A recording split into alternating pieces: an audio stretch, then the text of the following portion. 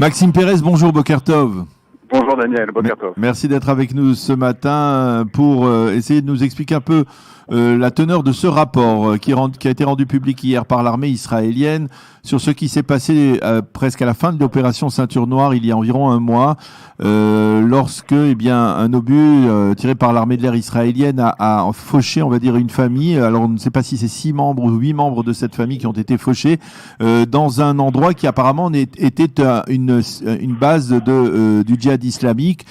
Quelles sont les conclusions de ce rapport et comment expliquer ce qui s'est passé à ce moment-là? Eh bien, c'est donc un missile de précision tiré par un appareil israélien qui a donc visé cette maison du camp de réfugiés de Deir Bala. C'est au centre de la bande de Gaza, quasiment dans les dernières heures de l'opération Ceinture Noire menée spécifiquement contre le djihad islamique il y a plus d'un mois. Et cette opération s'est transformée en bavure puisque 8 membres d'une même famille palestinienne dont l'armée israélienne ignorait la présence ont péri dans cette frappe qui visait, selon l'armée israélienne, un site militaire, une infrastructure du djihad islamique. Et cette cible avait été identifiée par les renseignements militaires au mois de juin, soit quasiment 4-5 mois avant le déclenchement de ces frappes contre le djihad islamique. Et depuis, vraisemblablement, d'autres survols de reconnaissance, d'autres opérations de reconnaissance avaient été menées sur cette même cible qui avait confirmé donc que cette cible était bien militaire. Or, ce que dit l'armée israélienne, ce qu'a dit l'armée israélienne hier à l'issue de son enquête, eh bien, c'est que à Gaza, vous le savez, il y a une extrême porosité entre infrastructure civile et infrastructure militaire. Parfois, vous avez des familles palestiniennes qui sont payées par des organisations comme le Hamas ou le djihad islamique pour abriter un certain nombre de stocks de roquettes pour, en quelque sorte, sanctuariser leur arsenal pour que l'armée israélienne ait évidemment des scrupules à opérer dans ces zones, dans ces bâtiments. Et est-ce que c'était le cas dans le cas précis? C'était effectivement ce genre de situation où une famille palestinienne a été placée délibérément dans cette zone pour justement qu'elle soit étanche ou en tout cas que l'armée israélienne justement ne la cible pas? Alors ce que ne rappelle pas l'armée israélienne, c'est que quelques minutes après le déclenchement de cette frappe dans la zone de Deir el-Balah, eh bien, des sources à la fois israéliennes et palestiniennes ont affirmé que le bâtiment visé avait permis d'éliminer le chef l'un des chefs du djihad islamique responsable de la gestion des stocks de roquettes de cette organisation terroriste. Et après, cette information n'a plus été reprise. Mais évidemment, personne aujourd'hui ne pose la question de savoir quel est le rôle supposé ou avéré de cette famille, ses liens avec le djihad islamique, ce que retiennent un certain nombre d'organisations internationales qui ont dénoncé cette frappe, c'est la mort de civils. Alors, on peut dire donc, quelque part, pour essayer de mieux comprendre, les organisations terroristes, lors de ce genre d'opération, lors d'une opération israélienne, surtout comme celle qui s'est produite donc dans le cadre de l'opération Ceinture Noire, eh bien, se servent de ces civils comme boucliers humains. Maintenant, la question est de savoir, est-ce que finalement, c'est-à-dire ce rapport de jour qui a été publié hier permet d'une certaine manière de lever le voile sur un peu la manière dont l'armée israélienne prend des dispositions justement pour éviter ce type de bavure? Oui, il y a un certain nombre de procédés opérationnels qui sont assez connus, comme le fait d'utiliser des missiles sans charge explosif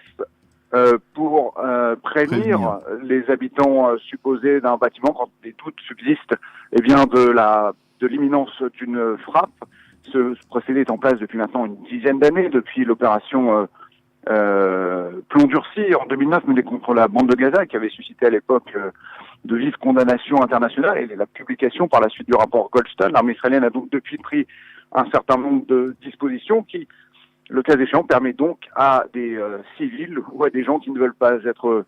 touchés, eh bien de pouvoir évacuer les lieux avant qu'un missile, cette fois doté d'une ogive de plusieurs centaines de kilos d'explosifs parfois, eh bien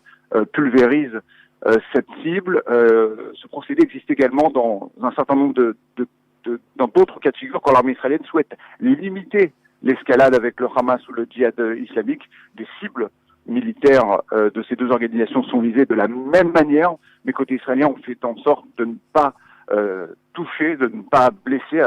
porter atteinte à la vie de cadres militaires de ces organisations terroristes pour éviter de leur donner par la suite le prétexte de tirer davantage de roquettes sur l'arrière-front israélien. Alors, ce rapport, il a son importance justement parce que il permet donc de montrer comment,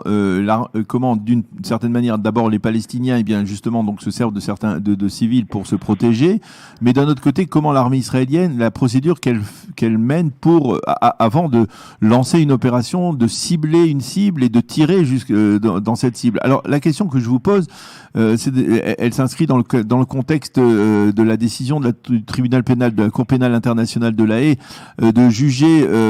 les Israéliens, l'armée israélienne pour crimes de guerre contre les Palestiniens. Finalement, lorsque l'on voit un tel rapport de la part de l'armée israélienne, eh bien, qu'est-ce que la Cour pénale internationale peut juger lorsqu'on est en ce jour on se retrouve dans ce genre de situation? Eh bien, la Cour pénale internationale, qui a un long contentieux avec l'armée israélienne et plus généralement avec l'État d'Israël, qui a porté, je vous rappelle, quasiment à sa tête il n'y a pas si longtemps un dénommé William Shabbas dont le rêve, il ne s'en cachait jamais lors de réunions de cette cour internationale, de traduire en justice Benjamin Netanyahu. Souvent, ces juges sont animés par un agenda politique, par des convictions sur le conflit israélo-palestinien et des convictions particulièrement hostiles parfois à l'État d'Israël. Alors c'est tout. C'est précisément ce que dénoncent les autorités israéliennes qui ont rejeté le rapport, en tout cas les préconisations présentées il y a quelques jours par la nouvelle procureure générale de la Cour internationale de justice, qui est une Gambienne, qui d'ailleurs n'a pas toujours été contre Israël par le passé, puisqu'elle avait tenté de freiner à une certaine époque les tentatives de la Turquie d'attaquer Israël sur le plan international après l'attaque de la flottille en mai 2010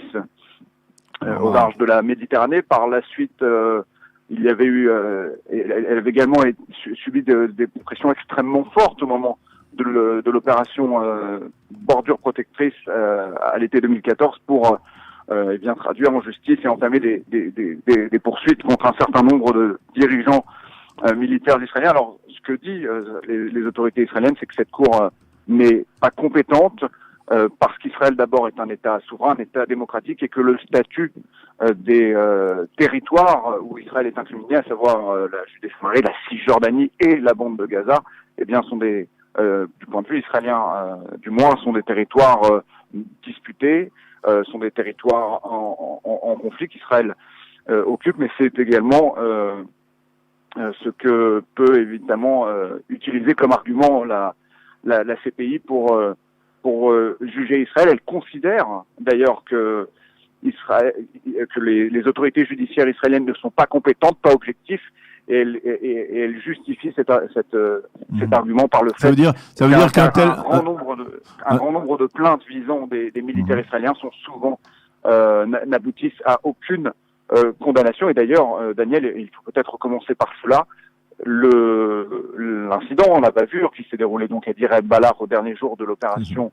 Ceinture Noire contre le djihad islamique n'a abouti à aucune poursuite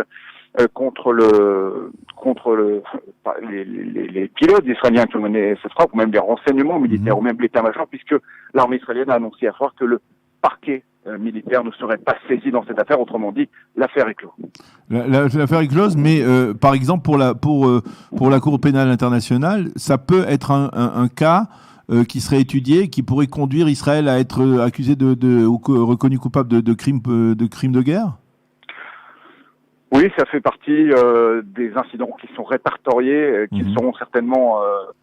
dans les prochains jours par cette haute cour de justice internationale, puisque ces recommandations publiées il y a 4 jours ne prenaient certainement pas en compte cet incident à Dir el-Balah, puisqu'elle s'est prononcée avant même que l'armée israélienne ne présente hier ses conclusions à la presse. Néanmoins, eh bien, il apparaît clair qu'il y a une volonté de la part d'un certain nombre de pays de faire pression sur cette haute cour internationale, l'autorité palestinienne également, même si la procureure générale de la CPI a été très claire en disant que pour l'instant il s'agissait d'une déclaration d'intention et qu'elle n'avait pas forcément pour ambition tout de suite néanmoins de traduire en justice des généraux israéliens. Mais vous savez, cette menace, elle plane depuis plusieurs années en permanence. Oui. C'est qu'un général retraité israélien part en voyage en Suisse, à Londres. Ça s'est même posé avec d'anciens ministres comme Tzipi Livni. Ça s'est posé, le problème s'est posé avec Ehud Olmert également à plusieurs reprises, avec Ehud Barak, des hommes politiques qui comptent et qui ont compté dans ce pays et qui ont été sous le coup quasiment d'un mandat d'arrêt. Il a fallu d'intenses efforts diplomatiques israéliens et d'user de ces bonnes relations justement avec ces mêmes pays pour que la justice ne prenne pas le dessus dans ce genre de situation et que ces dirigeants ne soient pas arrêtés. Mais certains, dans certains cas, ont dû renoncer à leur voyage à l'étranger. C'est un véritable casse-tête aujourd'hui pour le ministère israélien des Affaires étrangères. Bien, Maxime Pérez, merci beaucoup d'avoir accepté de nous expliquer un peu ce qui se passe au niveau, donc dans ce qui figure dans ce rapport et justement ce lien entre un tel rapport et la décision de la Cour pénale internationale de traduire Israël devant ce tribunal pour crimes de guerre à la demande des Palestiniens. Merci d'avoir été avec nous ce matin et bonne journée. Shalom. Bonne journée, Daniel. Voilà, nous allons marquer une petite pause musicale avant de retrouver le docteur Dominique Neeman, spécialiste en maladies infectieuses. Nous allons parler avec elle de la grippe qui sévit ici en Israël et nous commencerons cette interview avant la revue de la presse et je pense que nous le poursuivrons après la revue de la presse, donc dans quelques secondes.